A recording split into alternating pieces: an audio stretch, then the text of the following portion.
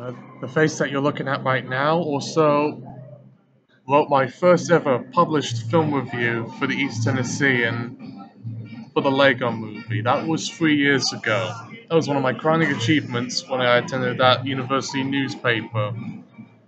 And I had to see Lego Batman just for the sake of it, also because I love the Lego movie so much. It was my number one favorite film of 2014 and my number one favorite animation that year.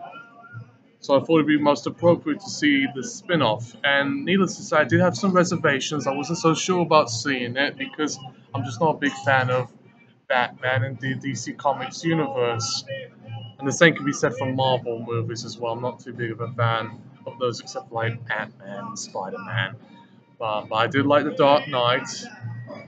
Suicide Squad was okay, but it definitely had some problems. The script, but the jokes were definitely in there. But Batman definitely beat it to the curb as far as DC Comics films are concerned, with the extremely self-referential nature of the film itself by depicting um, Batman, Superman, Joker, and all of his villains and cronies, but also including a few other characters into the mix as well as he tries to um, cope with his adopted son, i.e., Robin, and then knowing that his father was Master Jeeves, his little butler, and also after dealing with the new commissioners now, Lieutenant Gordon's wife, Barbara.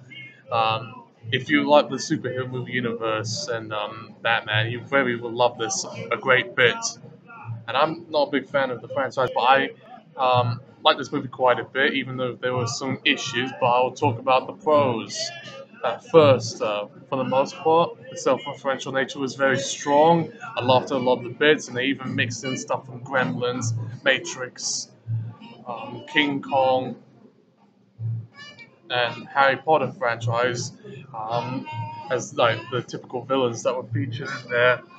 And it was very clever that they done it. It was very much reminded me of Deadpool in its self-referential nature, and to a certain extent, The Mask, which is one of my favorite superhero films of all time.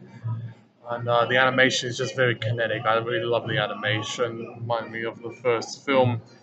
They made it look like stop motion, but it actually is. It was done through a computer animation company in Australia called Animal Logic. The same people who've done Happy Feet and Storks. And they should very congratulate themselves in the back for the way they made the animation look. It was very deceptive, but it really worked.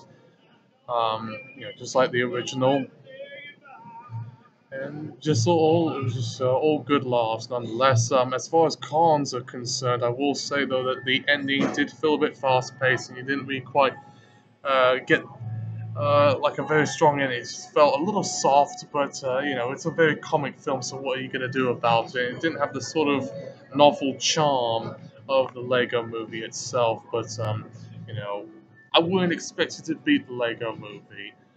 But as far as animated films are concerned, it was definitely a lot better than Finding Dory last year, which was the sequel to Finding Nemo. That was not a very good film. It's better than Kubo and his True Things, but as compared to like Shang-Chi movie and Anomalisa and Sausage Party, no, it has no competition there. But this is probably the first and only animated film I'll be seeing this whole year in 2017. I'm glad to say I did. I'm glad to say I saw it. With a friend as well. He's one of my big film buddies who I knew at school. As far as for parents, it's rated U in the UK. It's PG in the US. The most you have to worry about is a lot of mild action violence, typical of the superhero franchise, and some innuendo related to the word dick. But it's a shortening for the name Richard. But it's a US PG, so what are you going to expect? It to be all tweaks here and there. Um, So there are my views on the Lego Batman film itself. I'm the one who published the Lego movie.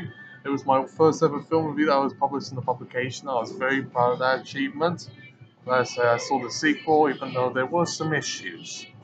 But if you love Deadpool, you're definitely gonna love Lego Batman.